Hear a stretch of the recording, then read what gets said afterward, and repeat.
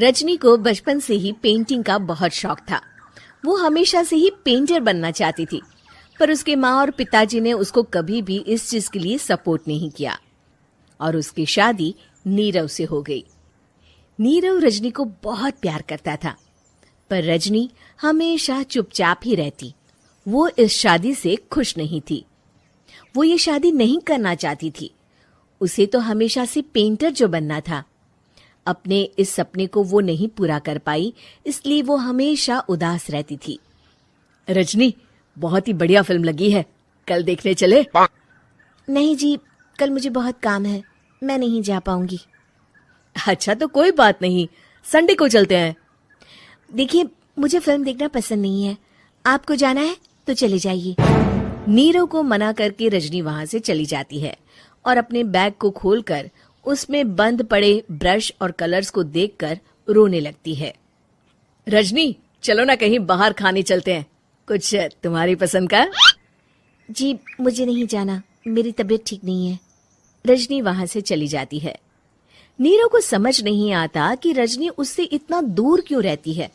वो जब भी उसके साथ वक्त बिताना चाहता है, रजनी कोई ना कोई बहाना बना देती है। एक दिन घर पर कोई नहीं था। रजनी घर का सारा काम जल्दी से खत्म कर लेती है। घर पर अकेले होने के कारण वो सोचती है कि वो आज पेंटिंग करेगी। वो अपने कमरे में जाकर पेंट ब्रशेस और कलर्स निकालकर जैसे ही कलर मिक्स कर रही होती है कि दरवाजे पर बेल बज जाती है। अब कौन आ गया इस वक्त? इतनी मुश्किल से तो मुझे पेंट करने का मौका मिला है। रजनी दरवाजा खोलती है तो उसकी सास अपनी सहेलियों के साथ खड़ी होती है और सब घर के अंदर आ जाते हैं। अरे बहू, सबको शरबत बनाकर पिला दे, बाहर तो बड़ी गर्मी है। उफ। जी। रजनी पेंट ना कर पाने से उदास हो जाती है।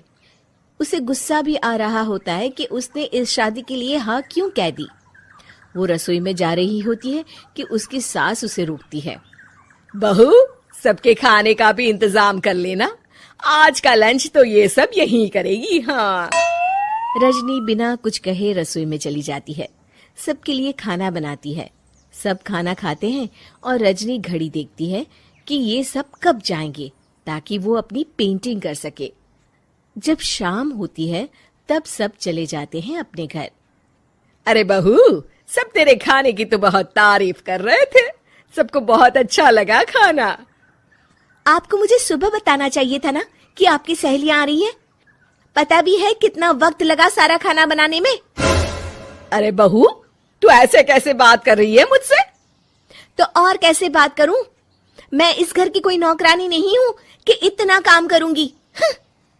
रजनी अपने कमरे में जाकर दरवाजा बंद कर लेती है। शाम को जब नीरव आता है तो उसकी माँ उसे पूरी घटना के बारे में बताती है। क्या रजनी ने आपसे इस तरह बात की माँ? हाँ, और पता नहीं उसे क्या हो गया है, शाम से बाहर भी नहीं आई है। मैंने तो कई बार आवाज दी, खाना भी नहीं खाया उसने। तू ही बात करके देख ले बेटा। नीरव अपने कमरे का दरवाजा खटखटाता है। रजनी, दरवाजा खोलो, मैं हूं। रजनी दरवाजा खोलती है और फिर वापस जाकर अपने बिस्तर पर लेट जाती है। रजनी, माँ से बात करने का ये क्या तरीका है? मैंने कोई गलत बात नहीं की है। अरे तुम क्यों ऐसे बर्ताव कर रही हो सबके साथ? क्या तुम इस शादी से खुश नहीं हो? रजनी कुछ नहीं बोलती। अरे बताओ मुझे रजनी, क्या ये शादी तुम्हारी मर्जी के खिलाफ हुई है? हाँ, मैं ये शादी कभी नहीं करना चाहती थी। तुमसे क्या, मैं किसी से भी शादी नहीं करना चाहती थी। रजनी रोने लगती है। चुप हो जाओ रजनी, बताओ मुझे, तुम क्यों नहीं करना चाहती थी शादी? रजनी बेड के नीचे से अपने पेंटिंग्स, कलर्स, ब्रश, पेपर्स निकालती है। इतने में उसकी सास भी कमरे में आ जाती है। ये देख रहे हो, ये थे मेरे सपने। मैं पेंटर बनना चाहती थी, पर माँ पापा ने कभी सपोर्ट नहीं किया और मेरी शादी करवा दी। मेरे सारे सपने टूट गए। हर वक्त बस गुस्सा आता रहता है मुझे। मैं जानती हूँ कि आप लोगों की इसमें कोई गलती नहीं है, पर मैं क्या करूं, मुझे समझ में नहीं आता।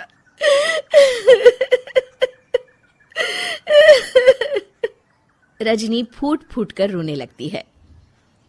मुझे माफ कर दीजिए, आप दोनों के साथ मैं बहुत बुरा बर्ताव कर रही हूँ। अरे रजनी बेटा चुप हो जाओ तुम। नीरव पानी लेकर आता है। ये लो पानी पियो और शांत हो जाओ। रजनी पानी पीती है और उसकी सास पेंटिंग्स देख रही होती है। अरे नीरव, हमें तो पता ही नहीं था कि हमारी बहू कलाकार है। अरे कितनी अच्छी पेंटिंग्स बनाई है, देखो तो। ये वाली तो मैं अपने कमरे में ले जाऊंगी। आपको ये पेंटिंग्स अच्छी लगी? अच्छी नहीं, बहुत अच्छी लगी। और तुमने हमें बताया क्यों नहीं? तुम जब चाहे पेंटिंग कर सकती हो रजनी। हम तुम्हारे सपनों को पूरा करने में तुम्हारा पूरा साथ देंगे। हाँ बेटा, हम कला की कद्र करते हैं। हम कलाकार तो नहीं, पर मुझे गर्व है कि मेरी बहू एक कलाकार है। रजनी, नीरव और सास तीनों हंस पड़ते हैं।